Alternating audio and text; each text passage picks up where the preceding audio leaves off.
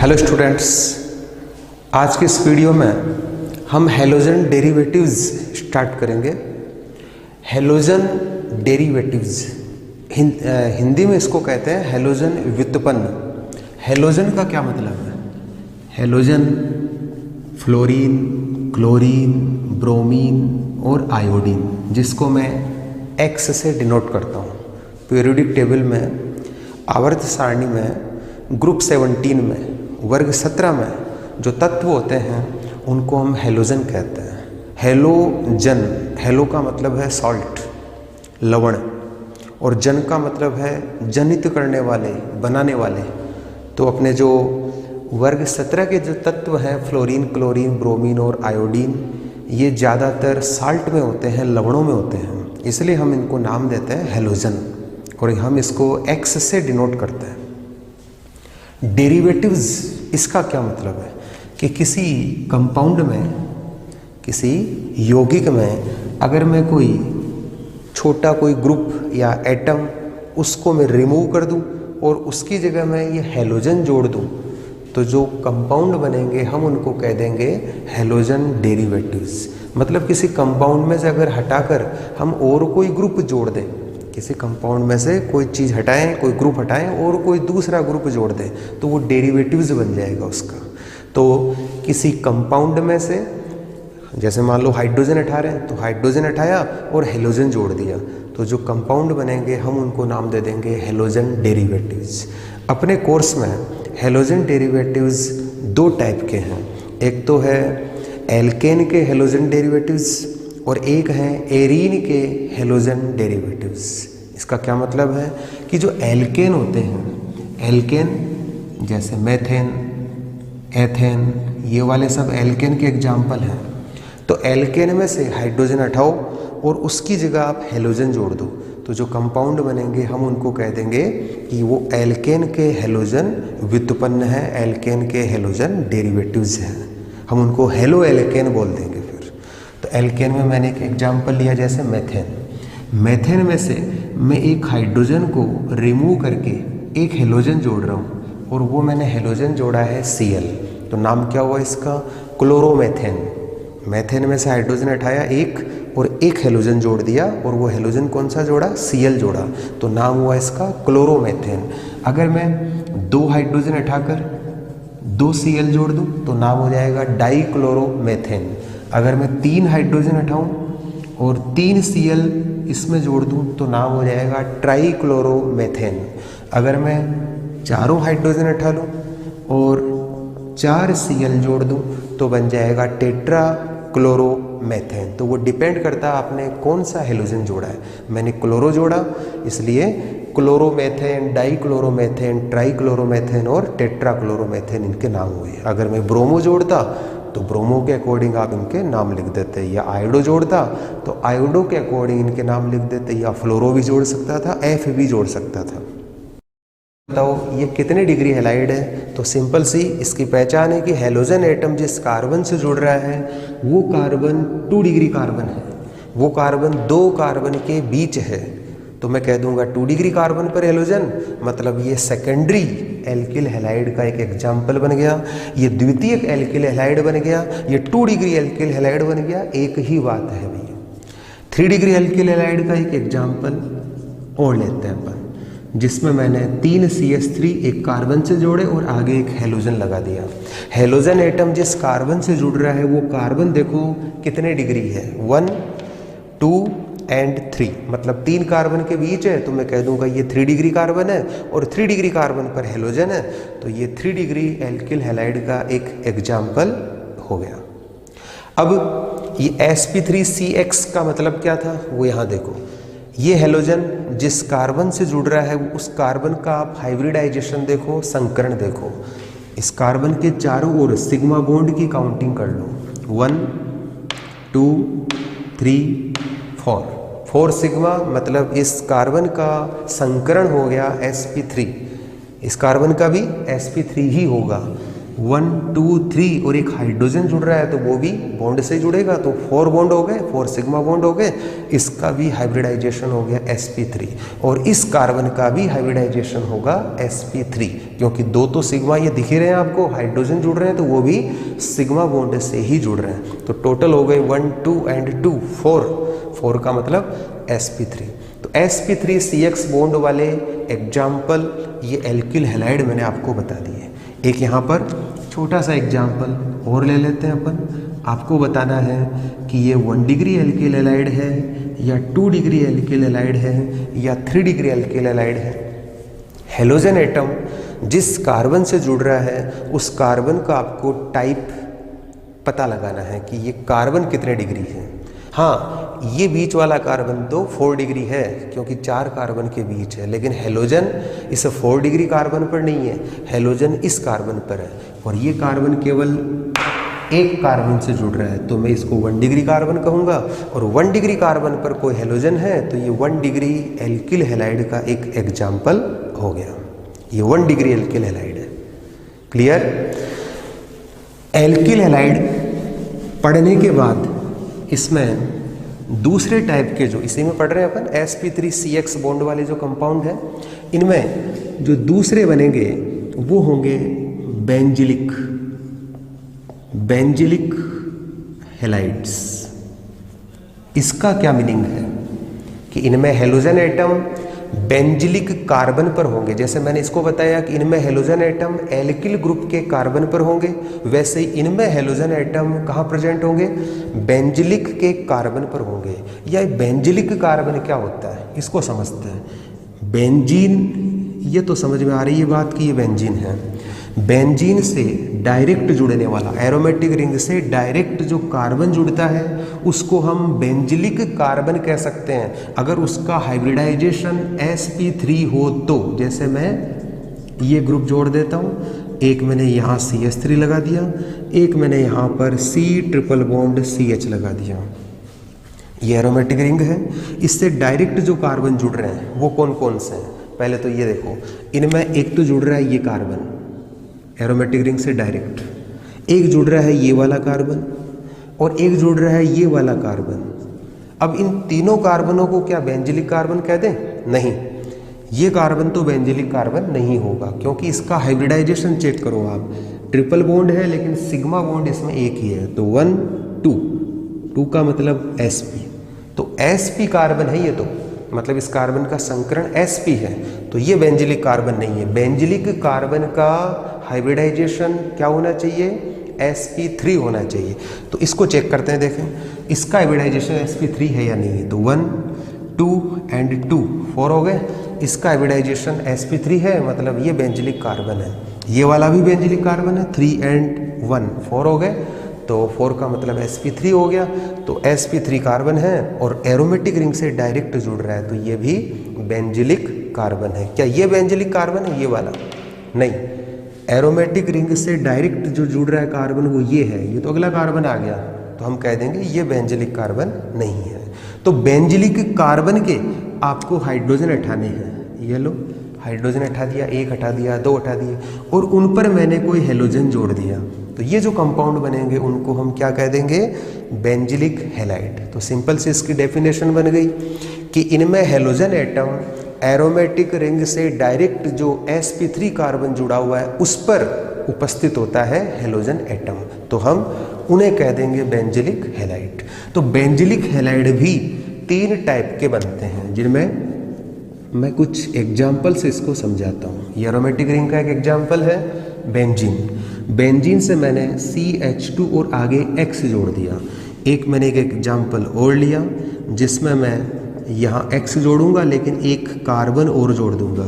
यहाँ पर एक एग्जाम्पल मैंने और ले लिया, इसमें भी मैं इस कार्बन से 2 कार्बन और जोड़ दूंगा साइड में और X जोड़ दिया। अब आपको पता लगाना है कि ये बेंजिलिक हैलाइड है या नहीं है।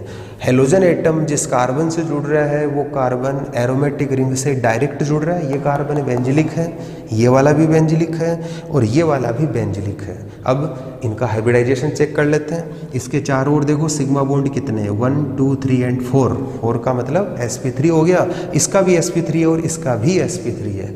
तो बेंजिलिक हैलाइड 3 टाइप के बन गए। ये 1 डिग्री बेंजिलिक हैलाइड, ये 2 डिग्री बेंजिलिक हैलाइड और ये 3 डिग्री बेंजिलिक हैलाइड। कैसे पहचाना?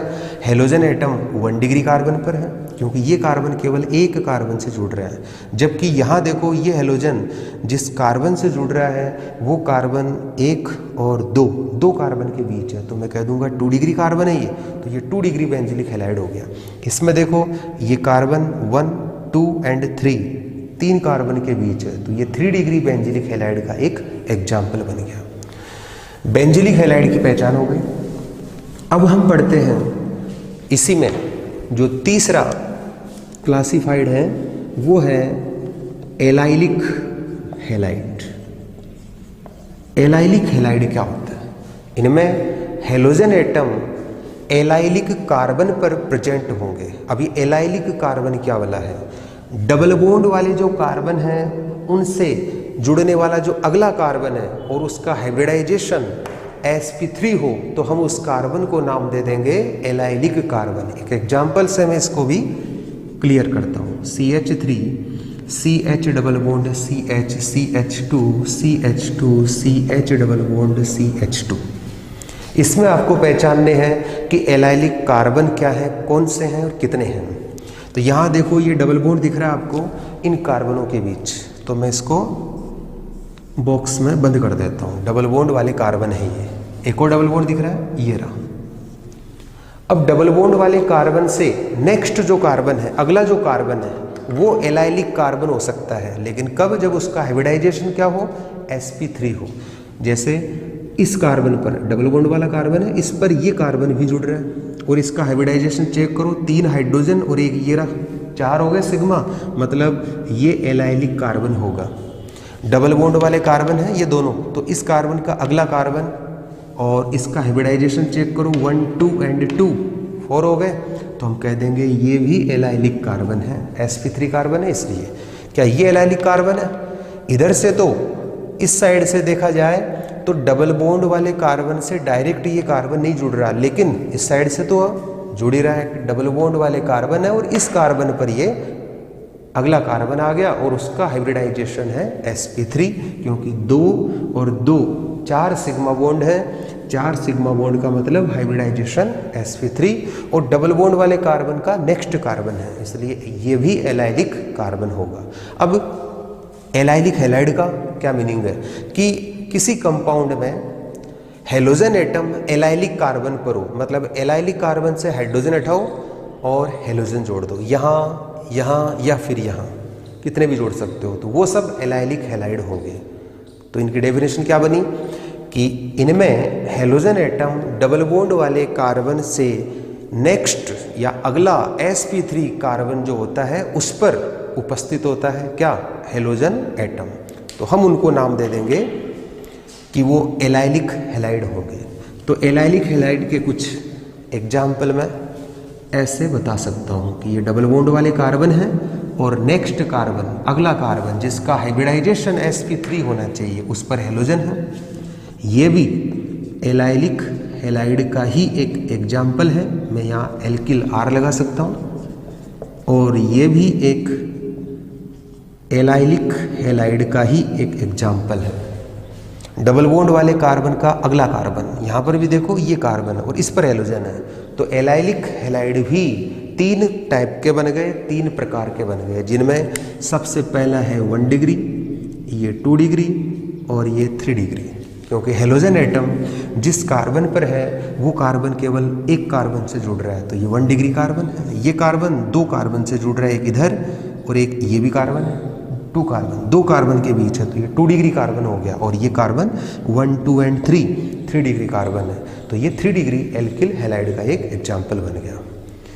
देखें इस एग्जाम्पल के बारे में क्या विचार है आपका? ये जो मैंने एक एग्जाम्पल बनाया है उसके बारे में आप क्या बताओगे कि ये कौन सा हैलाइड है? ये एल्किल हैलाइड है, ये बेंजिलिक हैलाइड है, या फिर ये एलाइलिक हैलाइड है, कैसे पहचाने? तो ये बेंजिलिक हैलाइड तो हो नहीं सकता क्योंकि बेंजीन तो है ही नहीं, एरोमेटिक रिंग नहीं है, केवल एक डबल बॉन्ड है इसमें। एल्किल हैलाइड वैसे नहीं है क्योंकि एल्किल आपको दिख ही नहीं रहा है, इसमें आर कहाँ पर है, कोई मेथिल एथिल नहीं है। हाँ, डबल बॉन्ड दिख रहा है आपको, तो डबल बॉन्ड वाले कार्बन है, ये रहे, ये डबल बॉन्ड वाले कार्बन है, ये रहे, एक तो ये, एक ये। और डबल बॉन्ड वाले कार्बन का नेक्स्ट कार्बन या तो ये, या फिर इधर से देखा जाए तो ये कार्बन। ये जो दो कार्बन है ये एलाइलिक कार्बन होंगे, और एलाइलिक कार्बन पर हेलोजन है तो हम कह देंगे ये एलाइलिक हैलाइड का एक एग्जाम्पल बन गया। यहाँ एक हाइड्रोजन भी जुड़ रहा है इस कार्बन से, देखो आप, कार्बन की वैलेंसी 4 होती है भाई, तो 1 2 3, इसका मतलब एक हाइड्रोजन और है। अब आप देख लो इसका, आप चारों ओर अगर बॉन्ड गिनोगे, सिग्मा बॉन्ड गिनोगे तो हाइब्रिडाइजेशन sp3 ही आएगा, 1 2 3 एंड 4। तो इस कार्बन एटम का हाइब्रिडाइजेशन है sp3, और डबल बॉन्ड वाले कार्बन का अगला कार्बन है, इसलिए इस कार्बन को मैं क्या नाम दूंगा, एलाइलिक कार्बन। और एलाइलिक कार्बन पर हेलोजन है इसलिए मैं इसको कह दूंगा एलाइलिक हैलाइड। क्लियर? तो एलाइलिक हैलाइड भी अपन ने पूरा पढ़ लिया। क्लासिफिकेशन का जो दूसरा आधार था वो भी कंप्लीट हो गया, डी। अब हम पढ़ेंगे सी, और सी है कंपाउंड कंटेनिंग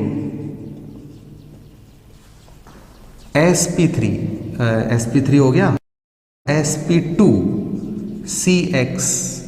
बॉन्ड, मतलब ऐसे कंपाउंड जिनमें हेलोजन एटम sp2 कार्बन पर प्रेजेंट होगा, वो वाले कौन कौन से होंगे?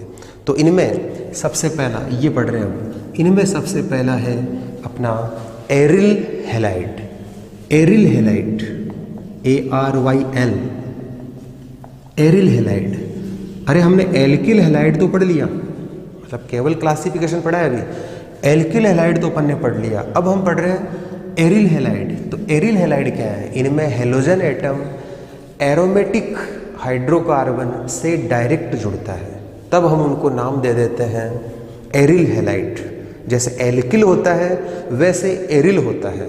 एल्किल कैसे बनता है? एल्किल बनता है एल्केन से, कि एल्केन में से एक हाइड्रोजन को अगर आप रिमूव करते हो तो जो ग्रुप बनता है उसको हम कहते हैं एल्किल। वैसे ही अगर मैं एरोमेटिक हाइड्रोकार्बन ले लूँ एरीन, एरीन में से मैं एक हाइड्रोजन को रिमूव कर दूं तो जो ग्रुप बनेगा उसको हम नाम देंगे एरिल। जैसे मैंने एल्केन का एक एग्जाम्पल ले लिया मेथेन, मेथेन से जो एल्किल बना उसका नाम है मेथिल। वैसे ही एरीन का मैंने एक एग्जाम्पल ले लिया C6H6 बेंजीन।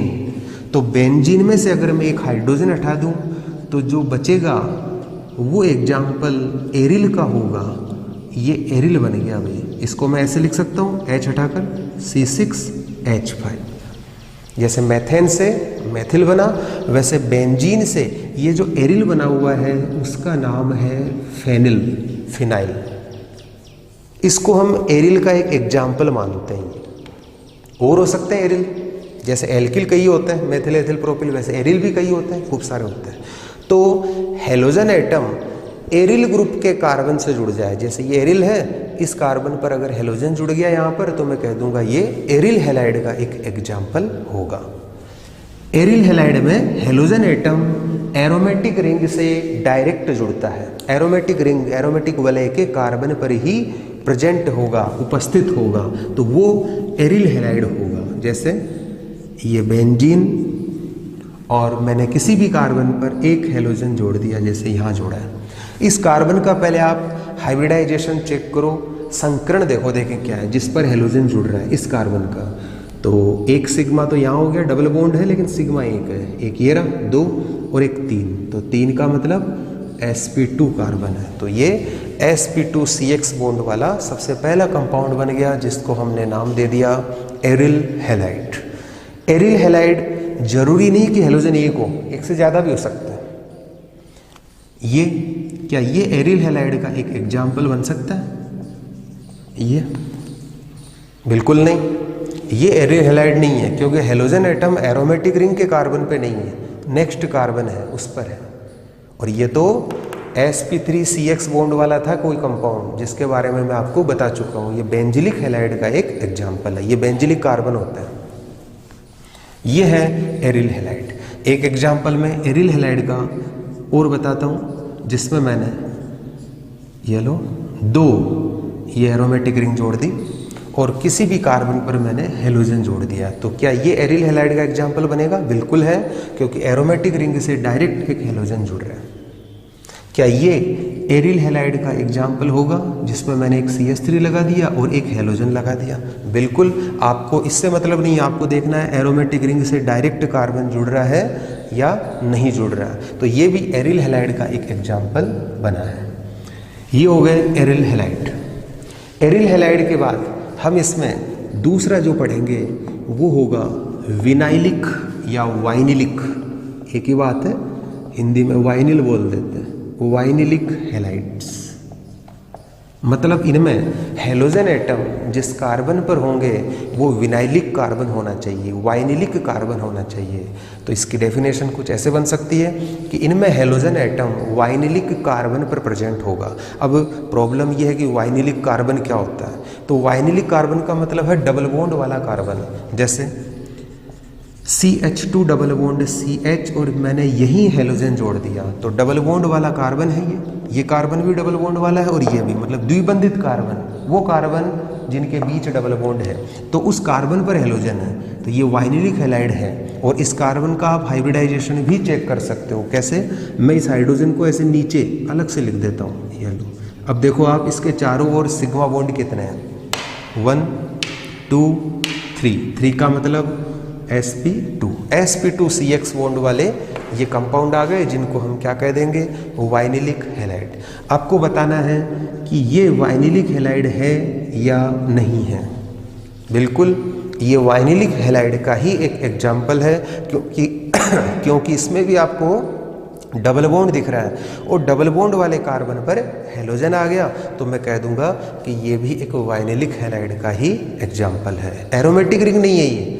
अगर एरोमेटिक रिंग होती तो मैं इसको फिर वाइनिलिक हैलाइड नहीं कहता, मैं इसको कह देता एरिल हैलाइड। ठीक है, तो ये क्लासिफिकेशन अपन ने पूरा पढ़ लिया, कंप्लीट पढ़ लिया।